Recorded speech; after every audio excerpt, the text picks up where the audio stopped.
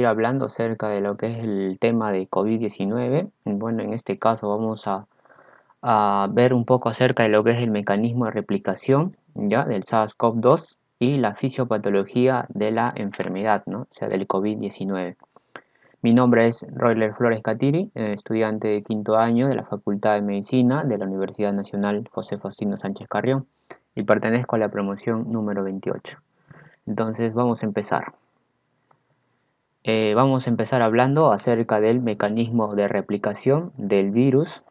Ya en el video anterior ¿no? Les expliqué acerca de un poco de las características de este SARS-CoV-2, ¿no? Como por ejemplo sus proteínas estructurales, ¿no? Su glucoproteína de espiga, ¿ya? Lo que es su envoltura, la nucleocápside, ¿ya? Y la membrana. Y aquí hay otra proteína llamada la hemaglutinina esterasa. Esta hemaglutinina esterasa solamente lo comparten algunos coronavirus, no todos presentan esta hemaglutinina esterasa. Entonces, sabían que dentro de la nucleocápside existe un genoma ARN, ¿no? Monocatenario de sentido positivo, ¿no? Que era el genoma del SARS-CoV-2. Entonces, para poder conocer cómo es el mecanismo de replicación, tenemos que ver un poco acerca de las características de este genoma, el genoma del virus. Entonces, aquí tenemos en esta imagen el genoma, más que todo que tiene su extremo 5', su extremo 3', y dentro de este genoma vamos a encontrar una gran secuencia de genes en la cual se conoce como el ORF1AB, ¿ya? Es una secuencia, ¿no? Llamada, ¿no? El ORF, o sea, significa marco de lectura abierto. Son marcos de lecturas abiertos que posteriormente van a codificar poliproteínas. Entonces, primero, entonces tiene esta secuencia de los marcos de lectura abierto. Tenemos también aquí, por ejemplo, secuencias para poder codificar la proteína, la glucoproteína de espiga, ¿no? Para poder codificar la membrana, para poder codificar la envoltura y para poder codificar la nucleocápside. ¿Ya? Entonces ahí están. Eso más o menos es como una introducción para poder ver cómo es el mecanismo de replicación. Entonces, primero, para que se dé pues, el mecanismo de replicación, tiene que unirse a la célula, ¿no? El SARS-CoV-2 tiene que unirse. Entonces, ¿quién va a ser el receptor de SARS-CoV-2? Va a ser el receptor de la enzima convertidora de angiotensina 2. Esta enzima convertidora de angiotensina 2, más que todo, pues es una proteína de membrana tipo 1, ya que se va a expresar en diferentes órganos, como por ejemplo pues, el corazón, el riñón, el intestino, incluso la vejiga, ¿no? Entonces, este SARS-CoV-2 se va a unir a este receptor de la enzima convertidora de angiotensina 2 por medio de su glucoproteína, la glucoproteína, ¿no? S. Entonces, esta glucoproteína S ya tenía dos subunidades, ¿no? Tenía la subunidad S1 y tenía la subunidad S2. ¿Ya? ¿Quién es la que se une al receptor? El S1, por medio de un dominio de unión a membrana, el RBD, ¿ya? Está en inglés, ¿ya? El dominio de unión a membrana, ¿ya? Este RBD. Entonces, esta glucoproteína S sufre un reordenamiento estructural, ya que va a permitir más que todo la fusión de la membrana viral con la membrana de la célula hospedera, ¿ya? Entonces, este dominio de unión a membrana sufre más que todo también movimientos conformacionales tipo bisagra que van a ocultar o van a exponer transitoriamente los determinantes de la unión al receptor. Entonces se une y activan a este receptor de la enzima convertidora de angiotensina 2. Entonces ahora se va formando lo que es un endosoma, ¿ya? Se va formando un endosoma, ¿ya? Entonces ahora pero se necesita que el genoma sea liberado al citoplasma para que pueda empezar la replicación. Entonces lo que hace el virus más que todo pues es una escisión a nivel del S2. Ya hay dos escisiones con la finalidad de ¿qué? De poder formar un péptido de fusión. Este péptido de fusión va a insertarse en la membrana del endosoma, ¿ya? Y lo que va a hacer es provocar la liberación del genoma al citoplasma. O sea, se libera el genoma al citoplasma, ya tenemos el genoma.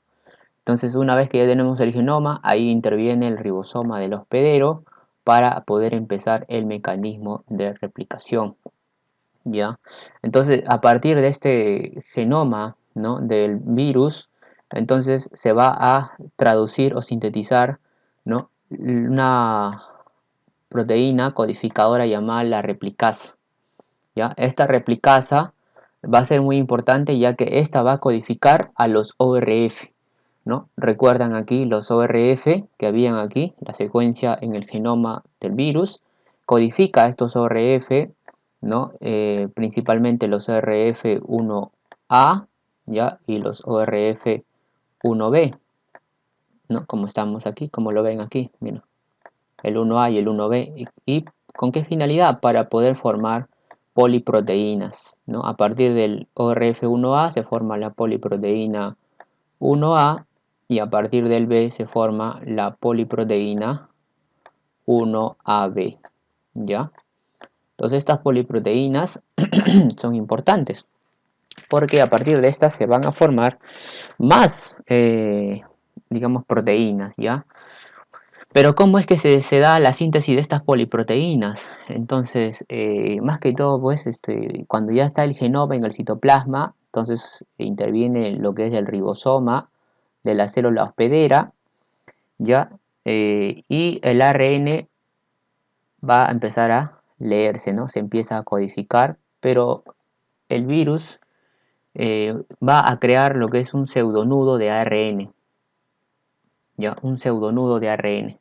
Entonces, cosa que conforme va traduciéndose,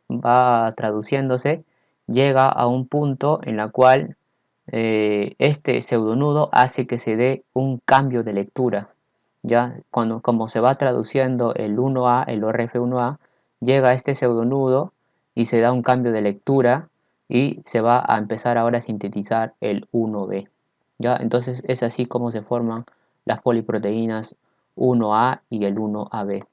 Entonces el virus también va a empezar a formar lo que son algunas proteasas que van a degradar estas poliproteínas.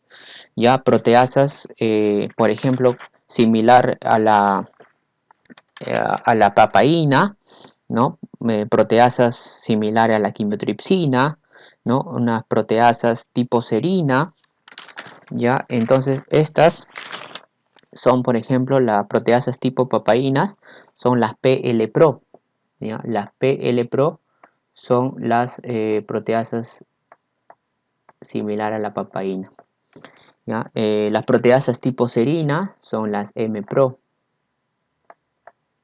Las proteasas tipo quimiotripsina son las 3CLPRO, ¿ya? Entonces estas tres proteasas, ¿ya?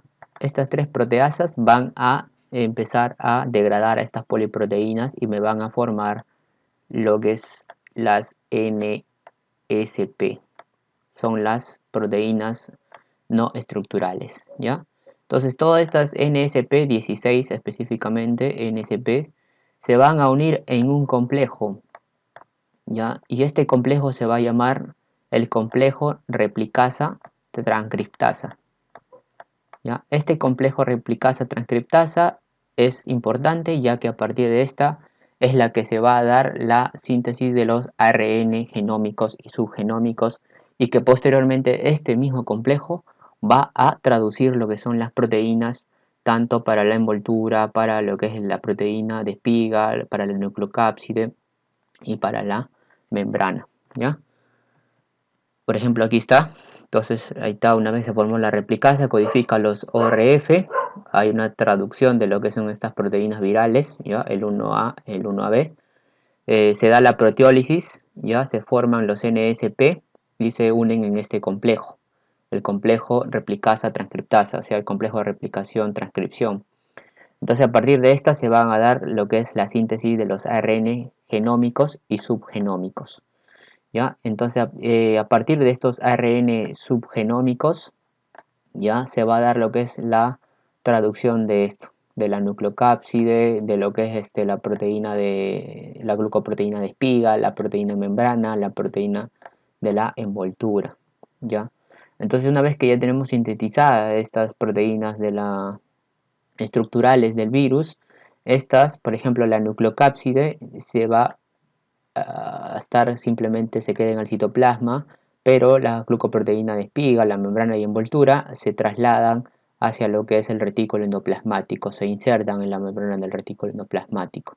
Entonces aquí también se da la replicación del genoma del ARN. Entonces el genoma junto a es encerrado, mejor dicho, por la nucleocápside, ¿ya? Entonces se va a formar pues aquí ya la nucleocápside que contiene al genoma del virus. Entonces estas proteínas que se insertaron en el retículo endoplasmático viajan, ¿no?, a través de lo que es este compartimiento entre el retículo endoplasmático y el aparato de Golgi para poder insertarse ahora en las membranas más que todo del aparato de Golgi, y ahí se va a dar más que todo ya la combinación ya de lo que es la nucleocápside con estas proteínas, y finalmente entonces se va a dar el ensamblaje ya de lo que es el virión maduro ya, ¿no? Entonces se van a liberar el virus ya maduro con lo que es mediante una vesícula endocítica, ¿no? Entonces esta vesícula endocítica finalmente el virus se va a liberar por exocitosis, ya se libera por exocitosis, y es así como entonces el SARS-CoV-2 se replica ya lo que es en las células hospederas ya de nuestro organismo, ya principalmente pues a nivel de lo que es el pulmón, ya. Eh, También se hizo pues un estudio para poder determinar más que todo también el potencial de unión de este SARS-CoV-2 a lo que es a las células hospederas, ¿no?, o específicamente al receptor de la enzima convertidora de angiotensina 2, y se evidenció que este SARS-CoV-2 tiene una frecuencia de unión del 10 a 20 veces superior a lo que es el SARS-CoV inicial, ¿ya?, el que causó el brote epidémico en el 2003, y se evidenció eso, ¿ya?, que tiene una frecuencia mayor de unión de 10 a 20 veces superior a lo que es el SARS-CoV inicial.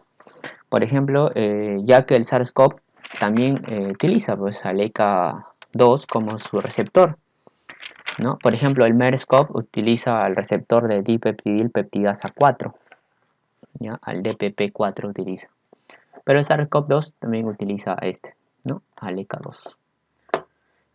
Bueno, ahora vamos a ver acerca de lo que es la fisiopatología de lo que es la enfermedad, ¿no? Entonces sabemos pues que el contagio o la transmisión del virus se puede dar por tres rutas principales, ¿no? Por lo que es por medio de gotitas respiratorios, contacto cercano, ¿no? O por contacto, ¿no?, en la cual te vas a tocar superficies o objetos contaminados con el virus, y luego pues cuando te tocas el ojo, ¿no?, o la nariz, entonces puede ingresar el virus al organismo. Y también el otro puede ser por aerosol, ¿no? Como les dije en el video pasado, también hay otra ruta que se ha evidenciado, ¿no?, en algunos estudios, como por ejemplo la ruta fecal oral, que nos dice que también es altamente potencial, ¿no?, para la transmisión de lo que es el SARS-CoV-2, ya que también se expresa pues altas cantidades de lo que es el receptor de enzima convertidora de angiotensina 2 en lo que es el intestino, ¿ya? Pero principalmente son tres, ¿ya? Entonces esto, una vez que el virus ingresa, ¿no?, al organismo, entonces primero está a nivel de lo que es el tracto respiratorio superior, ¿no? Bueno, aquí es el tracto nada más, el tracto respiratorio superior, ¿ya? Entonces por la cavidad nasal y la faringe, ¿ya? Entonces luego a partir de esta, ¿no?, va a pasar a lo que es el tracto respiratorio inferior, ¿no? Una vez que pasa al tracto respiratorio inferior, entonces a partir de esta puede pasar a la circulación sanguínea, causando lo que es una viremia leve. Entonces el paciente más o menos va a estar asintomático, ¿ya? Pero esto no termina aquí, ¿no? Entonces los virus van a seguir infectando lo que es a las células, ¿no?, del epitelio alveolar, o sea, los neumocitos tipo 1. Entonces aquí va a haber pues una respuesta inmunitaria, ¿ya? Entonces esta respuesta inmunitaria, ¿qué va a causar? Una sobreactivación de las células T. Entonces esta sobreactivación de las células T causa pues una disfunción inmune, una disfunción inmunitaria en la cual va a haber pues una secreción de citocinas proinflamatorias, en la cual a lo largo me va a provocar una tormenta de citoquinas, ¿ya? Que me puede llevar a un síndrome de distrés respiratorio agudo, ¿ya? Pero por otra parte también la infección, ¿no? Por este SARS-CoV-2 hace que se dé una disminución y eliminación de la enzima convertidora de angiotensina 2. Entonces, como ustedes saben, pues la conversión de angiotensina 1 a angiotensina 2 está dada por la enzima convertidora de angiotensina, o sea, la ECA. Entonces, esta ECA2 es un homólogo de la ECA, ¿ya? Y esta ECA2 se encarga de degradar a la angiotensina 2 y a la angiotensina 1. Cuando se forma esta angiotensina 2, esta se puede unir a dos receptores. Se puede unir a un receptor de angiotensina 2 tipo 1 y a un receptor de angiotensina 2 tipo 2. Cuando se une al 1, ejerce su función clásica, que es la vasoconstricción, ¿no? Lo que es la reabsorción de sodio pues, a nivel de lo que es el túbulo renal, pero cuando se une al receptor tipo 2 ejerce una función contraria, tiene una función vasodilatadora y tiene una función antiproliferativa. Entonces cuando el virus hace que se dé una disminución y eliminación de esta enzima convertidora de angiotensina, entonces no va a haber pues degradación del 1 ni del 2. Entonces generalmente la angiotensina 2 va a unirse al receptor tipo 2 y dando una vasodilatación. O sea, en otras palabras, va a haber una disfunción del sistema renina-angiotensina, ¿no? Entonces va a haber una gran vasodilatación, un aumento de la permeabilidad vascular y esto me lleva finalmente a lo que es un edema pulmonar. ¿Ya? Un edema pulmonar, ¿no? Aunado a lo que va a ser pues a una tormenta de citoquinas, ya me va a llevar a un síndrome de distrés respiratorio que puede causar la muerte, ¿ya? Pero entonces a partir de lo que es de las células pulmonares, ¿no? Si pasa el torrente sanguíneo, también se puede dar la replicación a nivel de otros órganos, como por ejemplo los órganos pues, que expresan los receptores de la enzima convertidora angiotensina 2, como el corazón, como el riñón, ¿no? O los intestinos. También se puede dar una infección de las células de estos órganos. Se puede dar lo que es entonces una replicación viral. Ya se puede dar una replicación viral. ¿Y esto qué me va a llevar? Esto me va a llevar pues a una sepsis viral sistémica. ¿Ya? Me va a dar una sepsis viral sistémica. ¿Ya? ¿Por qué? Porque va a haber un gran daño celular. ¿Ya? Un gran daño celular y me lleva a una sepsis viral en la cual esta va a provocar pues una respuesta inflamatoria sistémica. ¿Ya? Una respuesta inflamatoria sistémica que me va a causar daño orgánico múltiple y esto pues definitivamente pues me va a causar la muerte.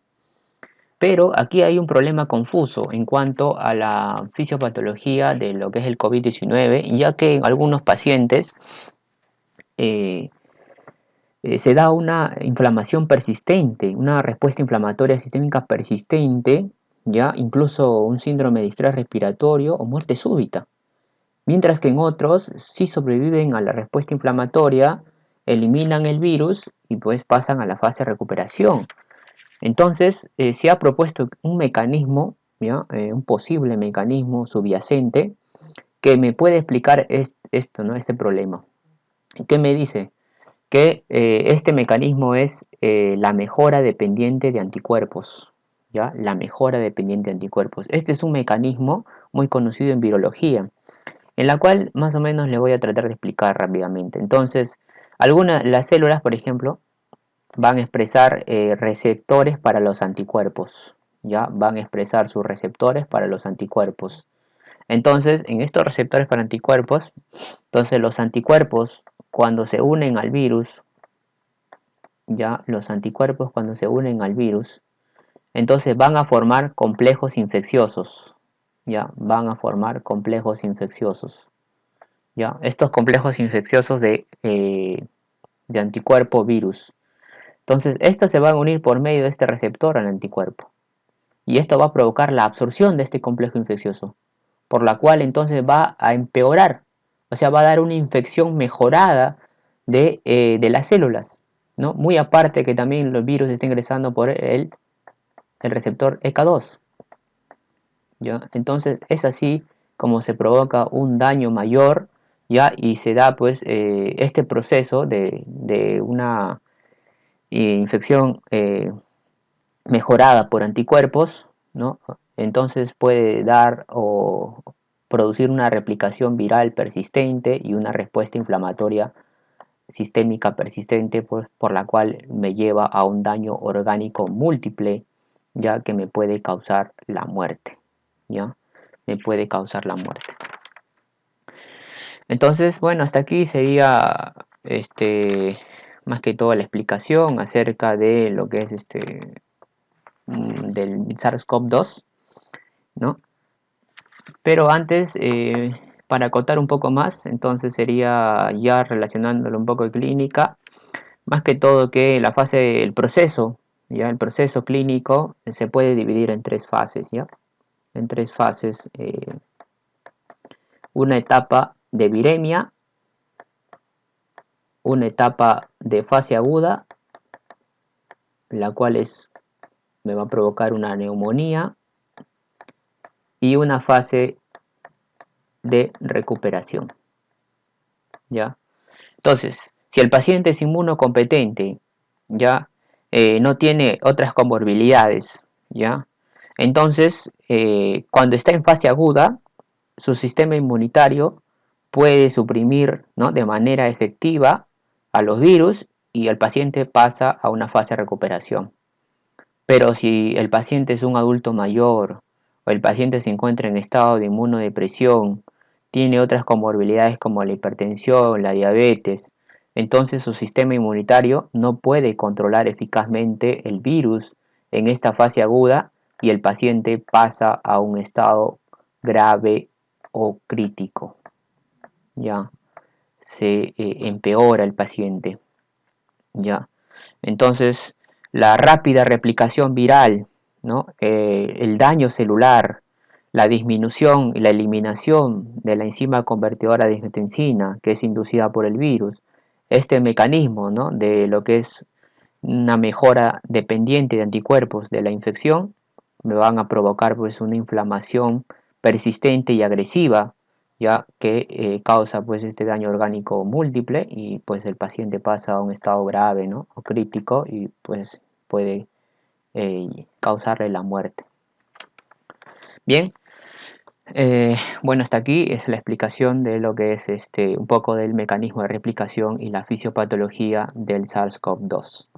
Muchas gracias.